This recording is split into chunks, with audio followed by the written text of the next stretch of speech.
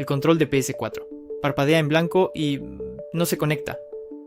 Reinicia tu PS4. Esto debería solucionar el problema. Mantén presionado el botón de encendido de tu PS4. Si no solucionó el problema, prueba con otro cable. Si eso no funcionó, entonces verifica si tus puertos USB están limpios. Intenta conectar tu control a tu computadora y verifica si funciona.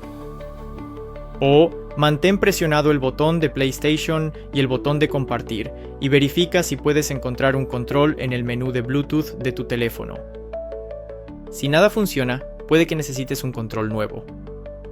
No olvides descargar el curso de reparación de videojuegos. El link está debajo de la descripción del video.